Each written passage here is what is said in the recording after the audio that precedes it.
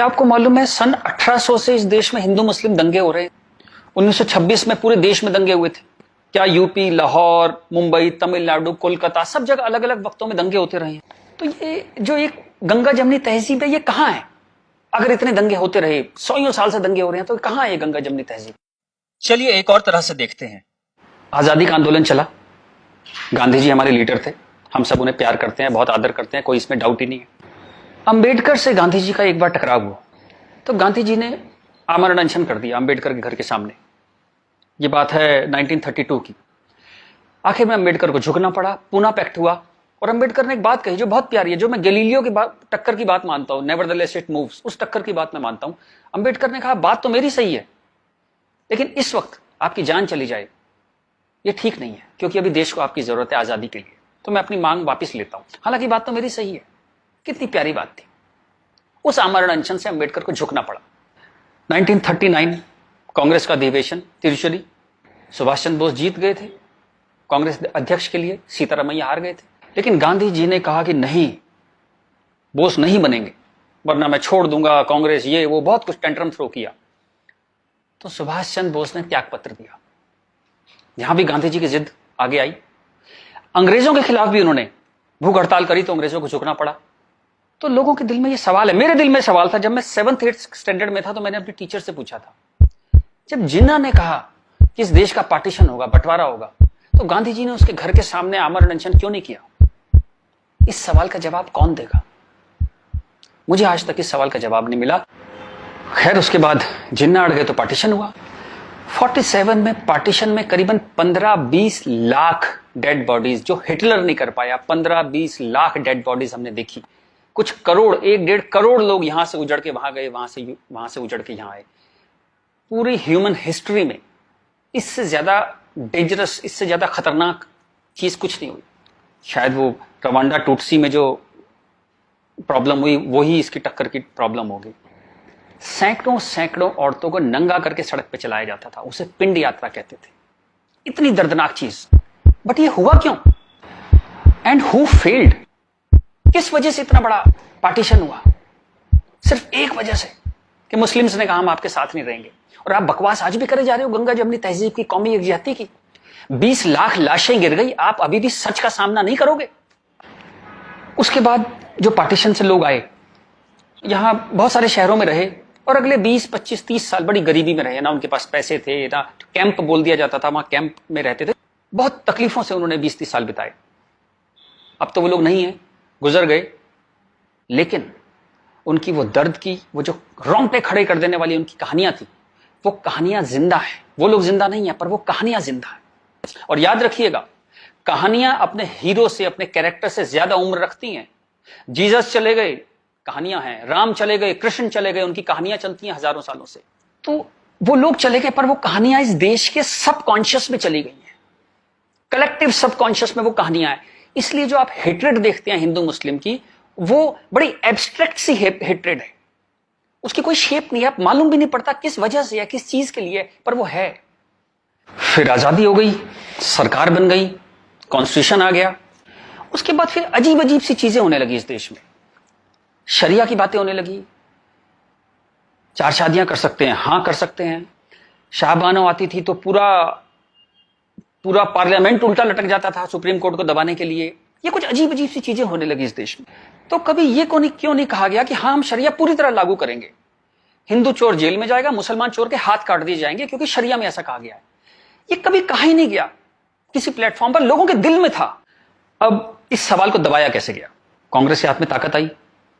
अब उसे इस बात से बचना था कि पार्टीशन हमारी वजह से हुआ, हम लोग फेल हो गए। तो उन्होंने सारे टेक्स्ट बुक अपने हिसाब से लेके, सारे यूनिवर्सिटीज के वाइस चांसलर्स और ये एनसीईआरटी, सीबीएसई, सबके हेड्स उन्होंने अपने आदमी भर्ती करने शुरू किए। उन्हीं लोगों को पद्मश्री देना शुरू किया, उन्हीं लोगों को तमाम मनसब और तमाम तरह की, वही चीफ गेस्ट बनते थे जलसों में। सारी टेक्स्ट बुक वैसी छपने लगी, जहां बस यही बताया जाता था कि दे दी हमें आजादी, बिना खड़क बिना ढाल। और वो जवाहरलाल नेहरू या फूल लगाते थे और उस बच्चे उन्हें चाचा नेहरू कहते थे। लाइसेंस राज था, सारा प्रेस उन्होंने कंट्रोल किया। और खुद वो बड़े मजे से रोजा इफ्तार की पार्टियों में जाते थे। वो पार्टियां जहां ये बताया जाता था कि कोई मिसट्रस्ट नहीं है इन दोनों कौमों के बीच में, बढ़िया दावतें खा रहे थे, रोजा इफ्तार कर रहे थे। कांग्रेस बिकेम अ मछली मार पार्टी। उन्होंने मुस्लिम वोटों की फिशिंग स्टार्ट कर दी, यहां से फिशिंग स्टार्ट हुई। और अगेन वही बात, कैरेट, एक बार जब बात समझ में आ गई तो फिर जितने नए नए लीडर आने लगे, लालू, मुलायम and so on, Mamata Banerjee, सब वही फिशिंग में लग गए। मैं एक बड़ा इंटरेस्टिंग एक अपना परसेप्शन देना चाहता हूं आपको। ब्रिटिशर्स जो 47 में इंडिया छोड़ के चले गए, मान लीजिए आजादी के बाद वो यहीं रह जाते, मान लीजिए जैसे साउथ अफ्रीका में हुआ, वहां से जब अंग्रेज छोड़ के गए तो सारे अंग्रेज छोड़ के नहीं गए, बहुत सारे अंग्रेज वहीं रह गए अफ्रीका में। आप उनकी क्रिकेट टीम देखते हैं ना, सारे उनके ग्रीम स्मिथ और पोलक और सब उनके एबीडी, सारे उनके प्लेयर्स जो हैं, जो नेशनल हीरोज हैं, वो वाइट हैं। एक दो रबाडा वगैरह, रबाडा और वो सब खेल लेते हैं, बट मोस्टली वाइट्स खेलते हैं। अंग्रेज वहां से छोड़ के नहीं गए, वहीं रह गए। खैर नेल्सन मंडेला ने उनको इतना खूबसूरती से हैंडल किया कि उस देश में भी वरना पार्टीशन होता और ऐसा ही खून बहता, पर वो इतने ही स्मार्टली उन्होंने हैंडल किया। वो एक अलग कहानी है, पढ़िएगा उसके बारे में। इस दुनिया की सबसे इंस्पायरिंग कहानियों में से है जो मंडेला ने किया। Great great guy. खैर, अगर यहां ऐसा होता कि ब्रिटिशर्स यहां रह जाते, तो मैं आपको एक मेरा ये एक आकलन है, तो 20-30 साल बाद एक पॉलिटिकल पार्टी पैदा होती जो उनके वोट की फिशिंग करती, और हमें ये समझाया जाता कि हिंदुस्तानी और ब्रिटिशर्स में कभी कोई झंझट था ही नहीं। They were friends, they were happy. हम मिलके होली, दिवाली, ईद मनाया करते थे। और ये जनरल डायर, ये तो आप झूठी बातें हैं, जलियांवाला बाग में गोली चला दी जनरल डायर ने, ये सब एग्जेजरेशन है, राइट विंगर्स ने पैदा किया है। अगर अंग्रेजों के भी वोट यहां पे होते तो ये झूठ चलता रहा और Hindus got sick of it. पर कहने का कोई रास्ता नहीं था, कोई आउटलेट नहीं था इस बात को कहने का, कोई ऐसा चेहरा नहीं था वो जिसके साथ वो बात कहते कि वो एम्पैथी से हमारी बात सुनेगा। अब यहां मैं थोड़ी सी डिटूर लेना चाहता हूं। कांग्रेस ने इस देश की बहुत सेवा की है। अगर इतनी मॉडर्न आउटलुक के नेहरू जी ना होते तो देश यहां तक ना पहुंचता। उतनी भयंकर गरीबी में जब दंगे भी थे, वॉर भी थे, नेहरू जी ने इसरो के बारे में सोचा, एटॉमिक पावर के बारे में सोचा, आईआईटीज के बारे में सोचा। ग्रेट गाय, जो उनकी अच्छाइयां वो अच्छाइयां हैं, बट इसी के साथ जो गलतियां भी उन्होंने बहुत बड़ी करी। एक इतनी बड़ी चीज को, एलिफेंट इन द रूम जिसको बोलते हैं, डायनासोर आपके सामने खड़ा था, आप उसे एड्रेस, उसका सॉल्यूशन नहीं निकाल पाए, कम से कम हाँ तो कहते डायनासोर खड़ा है। और झूठ ऐसे ऐसे चलाए, जैसे कश्मीर के बारे में झूठ चलाया। 370 का तो कुछ हो नहीं सकता भाई, महाराजा हरि सिंह ने यही शर्त पे विलय किया था कश्मीर का, क्योंकि 370 उन्होंने तब किया, तो कुछ हो ही नहीं सकता इसका। अब पता लगा ये झूठ है, महाराजा हरि सिंह ने ऐसा कुछ साइन ही नहीं किया था। ये तो दलाल टाइप के लोगों ने 1.5 साल बाद, 1.25 साल बाद लाए 370, और अंबेडकर ने साफ साफ मना किया कि नहीं है ये 370, नहीं लगाऊंगा, इतनी खराब है ये, फिर भी लगा दिया आपने, जबरदस्ती ठोक दिया आपने। अब मैं अपनी बात पे वापस आता हूं कि नरेंद्र मोदी कोई आदमी है ही नहीं, ये वो खूंटी है जिस पे इस पूरे देश ने अपना ये जो बरसों का गुस्सा है, 50 साल का नहीं, 150-200 सालों का गुस्सा टांगना शुरू कर दिया उस खूंटी पे। डिस्कशंस स्टार्टेड हैपनिंग, गुस्से को एक जगह मिली, एंगर फाउंड अ वेंट। चलिए एक और बात करते हैं। मेरा मानना है कि हम लोग एक एहसान फरामोश कौम है। जी बिल्कुल ठीक सुना आपने, हम एहसान फरामोश लोग हैं। गुरु अर्जुन देव, गुरु तेग बहादुर, बंदा बहादुर, भाई मती दास, हकीकत राय, गुरु गोविंद सिंह, आपने नाम सुने, सिख गुरुज, उनके साथी। जब हिंदू कौम इस्लामिक रूलर से बहुत परेशान थी, फोर्स कन्वर्जन हो रहे थे, बहुत जुल्म हो रहे थे, जजिया वजिया बहुत चीजें थी, तो इन्होंने हिंदुओं को बचाने के लिए ये सब कुर्बानियां दी। किस गुरु को जिंदा जला दिया गया, किसको गर्म तवे पे भून दिया, बात समझ रहे हैं आप, जैसे सब्जी बनाते हैं आप, गर्म तवे पे जिंदा भून दिया, किसको आरे में से बीच में से काट दिया, किसको रुई से बांध के जला दिया, किसके बच्चों को दीवार में चिनवा दिया, किसके बच्चों के दिल निकाल के बाप के मुंह में ठूस दिए। ये सब कहानियां हमने पढ़ी, इनकी कविताएं हम स्टेज पे गाया करते थे जब हम छोटे थे। हकीकत हूं, हकीकत को हकीकत जब बताऊंगा, हूं एक लाखों को हकीकत मैं बनाऊंगा। इस सारे जुल्म को सहकर हिंदुओं में से एक वॉरियर कौम पैदा हुई, खालसा। पर आजादी के बाद टेक्स्ट बुक, कांग्रेसियां टेक्स्ट बुक थी सारी, इरफान हबीब, रोमिला थापर, इन सब ने हमें हिस्ट्री पढ़ानी शुरू करी, और ये कहा गया कि भाई हम बड़े सेकुलर हैं, सेकुलर रहो और प्रोग्रेसिव बातें करो। अगर आपने ये सब बातें करी तो बड़े आप कम्युनल कहलाओगे। तो हम बड़े कंफ्यूज से हो गए कि क्या करें, तो कुछ समझ नहीं आया, तो हमने सिखों पे जोक बनाने शुरू कर दिए। कल्पना कीजिए, हिंदुओं में से उठी हुई एक कौम जिसने इतने बलिदान दिए, आज हम उसके ऊपर चुटकुले बनाते हैं, बजाय उस कौम को सिर पे बिठाने के हम उस पर चुटकुले बनाने लगे। चलिए, ये वक्त भी देखा इस देश ने। यहां से प्रॉब्लम शुरू हुई।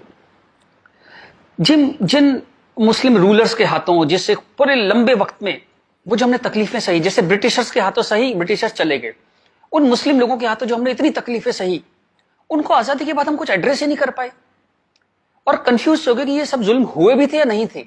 ये गुरुओं ने जो इतनी बलिदान दिए थे, जो इतने सैकड़ों सालों से ये जो गुरुद्वारे बने हुए हैं, ये सच्चे हैं कि नहीं है, या ये मोदी ने बना दिए जाके चुप चुप के 200-300 साल पहले मोदी ने बना दिए।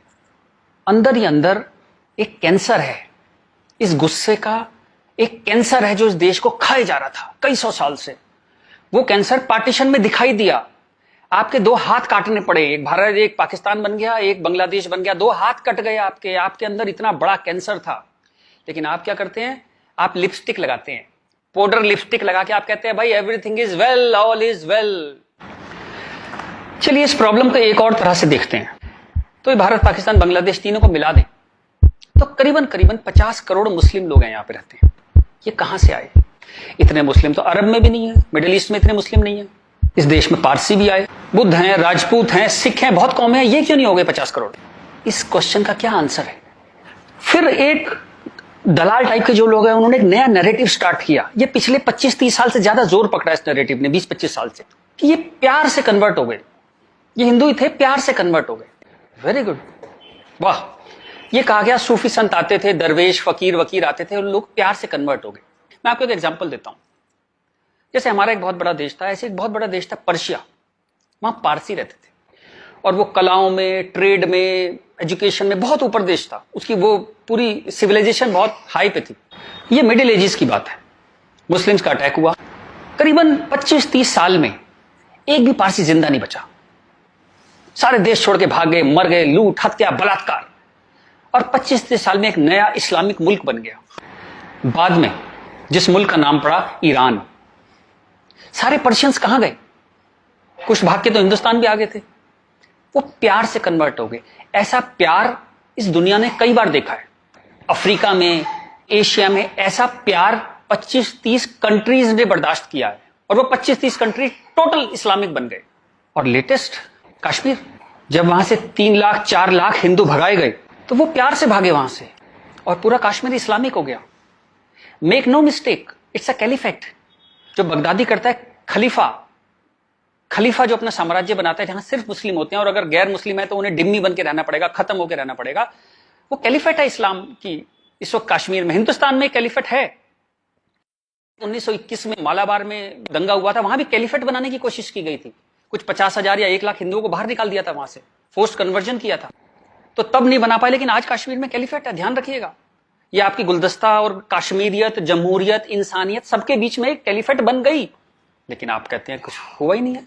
और जब ये 3-4 लाख हिंदू वहां से भगाए गए 1 महीने के अंदर, तब कॉन्स्टिट्यूशन सो रहा था, इंटेलेक्चुअल सेमिनार कर रहे थे, गंगा जमनी तहजीब पे सेमिनार कर रहे थे और इस तरह की तमाम रोजा इफ्तार की दावतें चल रही थी। Happy, everybody was happy. और जो पूरी तरह इस्लामिक नहीं बना, उसके टुकड़े हुए, जैसे हिंदुस्तान के टुकड़े हुए, सूडान के टुकड़े हुए, और आपकी और हमारी जिंदगी में, हमारे लाइफ टाइम में स्वीडन का टुकड़े होंगे। आज से 15-20 साल के अंदर स्वीडन टूट जाएगा। ये एक प्रोसेस है जो पूरी दुनिया में चल रहा है। आप या तो बहुत भोले हैं, देखते ही नहीं, या आप इतने मूर्ख हैं कि दुनिया में क्या हो रहा है आपने कभी देखा ही नहीं, या आप झूठे हैं, या आप दलाल हैं। अगर आप इस पूरे प्रोसेस को मना करते हैं कि नहीं नहीं ऐसा कुछ नहीं था, यहां तो बड़ी गंगा जमनी तहजीब थी, आप इन सब में से एक है, या हो सकता है सब कुछ हो। चलिए मैं आपके साथ एक एक्सरसाइज करता हूं।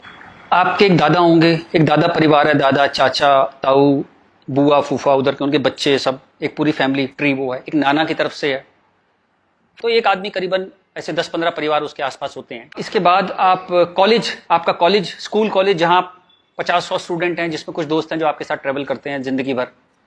फिर आपका मोहल्ला, आपकी कॉलोनी, वहां भी आप 10-20 परिवारों को जानते हैं। यूं कहें एक आदमी मोटा मोटा 700-800 1000 लोगों की खबर उसको होती है, डायरेक्ट खबर, चाहे मिले ना कि कोई बहुत दूर रहता है, लेकिन हाँ पता लगता है उसकी शादी हो गई, उसके बच्चा हो गया, डेथ हो गई, कुछ बहुत अच्छा हो गया, बहुत बुरा हो गया, खबर आ जाती है कहीं ना कहीं से। अब मैं आपसे एक्सरसाइज करता हूं, पिछले 20, 30, 50 साल में ये इन 1000 लोगों में से कितने लोग मुस्लिम बने, कितने लोग कन्वर्ट हुए? आंसर मिलेगा 0। क्या हुआ? सारे सूफी, दरवेश, फकीर रिटायर हो गए, आईपीएल देखने चले गए, इस्लाम की कशिश खत्म हो गई। दोस्त, जब तक गर्दन पे तलवार ना हो ना, कोई कन्वर्जन नहीं होता, या बहुत सारे पैसे ना हो, कोई कन्वर्जन नहीं होता। उसके बाद पार्लियामेंट पे अटैक हुआ, इस देश की पार्लियामेंट पे अटैक हुआ, और उसमें शामिल अफजल गुरु, उसके सम्मान में, उसके समर्थन में लोग खड़े हैं, हजारों हजारों लोग मुसलमान खड़े हैं, और हमने तब भी कुछ नहीं कहा। इस देश में हाहाकार नहीं हुआ। मुंबई में कुछ साल पहले आजाद मैदान में एक रैली हुई, किस लिए हुई? रोहिंग्याओं के समर्थन में। आपका क्या लेने देना रोहिंग्याओं के समर्थन में? और रैली के आखिर में क्या हुआ? जो शहीदों के लिए स्मारक बना है, फौजियों के लिए, शहीदों के लिए जो स्मारक बना है, उसको जूते मार मार के तोड़ दिया। इतनी नफरत आपके मन में इस देश के लिए, और कोई कुछ कहता ही नहीं, कोई कुछ कह ही नहीं पा रहा था। ये चल रहा था इस देश में। तो ये जो एक हेट है, ये इन दोनों कौमों में रही, और वो एक हेट, वो एक नफरत जो थी, वो कभी, it never became a past history, distant history, कभी नहीं हुआ। वो रोज रहा। कभी वो अफजल गुरु के रूप में आ गई, कभी वो क्रिकेट मैच के रूप में आ गई, कभी कश्मीर, कभी आजाद मैदान, वो हमेशा कभी ना कभी उसके न्यू एडिशंस आते रहते थे। एक और एक्सरसाइज करते हैं। आप मोटरसाइकिल चलाते हैं, कार चलाते हैं, साइकिल, स्कूटर कुछ चलाते होंगे। जब भी आप सड़क में जाते हैं तो थोड़ा संभल के चलते हैं। लेकिन आपके शहर के जो मुस्लिम एरिया है, जब उसमें आप जाते हैं तो कुछ एक्स्ट्रा संभल के चलते हैं कि नहीं? एक्स्ट्रा संभल के, कि अगर यहां लग गई तो एक्स्ट्रा पिटाई होगी। वो जो फियर है आपके अंदर, वो जो डर है, वो कमाल की चीज है, जिसको देश कहता है नहीं, एक सिस्टम कहता है नहीं, लेकिन आपके अंदर है, करोड़ों लोगों के अंदर है, 100 करोड़ लोगों के अंदर है वो डर। और एक आखिरी एक्सरसाइज, जब भी आपको कोई ज्ञान बांटता हुआ आदमी मिले, सेकुलर मिले, इंटेलेक्चुअल मिले, गंगा जमनी तहजीब वाला आदमी मिले, सब बराबर हैं, सब धर्म है, तो उसको कहिएगा चलिए एक पेज पे लिखते हैं, गीता, बाइबल, कुरान सब एक जैसे हैं, जीसस, राम, कृष्ण, पैगंबर मोहम्मद सब एक जैसे हैं, ना कोई छोटा ना कोई बड़ा, सब प्यारे इंसान है, सब बढ़िया हैं, सब बराबर हैं। एक पेज पे लिख के उसे बोली जरा 2-4 मुस्लिम से साइन करा के ला। ऐसी ची की आवाज आएगी उस इंटेलेक्चुअल की, आपके पास जिंदगी में दोबारा नहीं आएगा। वो एक मुसलमान के साइन नहीं करा सकता इस बात पे। ये सारा ड्रामा हमारे लिए है। ये तो जहां से मैंने बात शुरू करी थी कि ये जो गुस्सा है, ये कई 100 साल का गुस्सा है, जिसको वेंट नहीं मिला, कभी निकलने की जगह नहीं मिली। और ये जो बार बार दंगे होते हैं ना, ये उसकी EMI है। And coming back to the point, Modi कोई आदमी है ही नहीं। मोदी वो मौका है, और वो गारंटी है कि इस बार जब शाहबानो पार्लियामेंट में आएगी, कि हलाला हो गया, कि 4 विवाह हो गया, कुछ हो गया, इस बार पार्लियामेंट ब्लैकमेल नहीं होगी। वो एक शख्स नहीं है, वो एक इमोशनल बाम है, एक इमोशनल मलहम है, जिसकी इस देश को कई 100 साल से जरूरत थी। और अगर आप सोचते हैं कि एक आदमी क्या कर सकता है, तो दोस्त, कैसे आकाश में सुराख नहीं हो सकता, एक पत्थर तो तबीयत से उछालो यारो।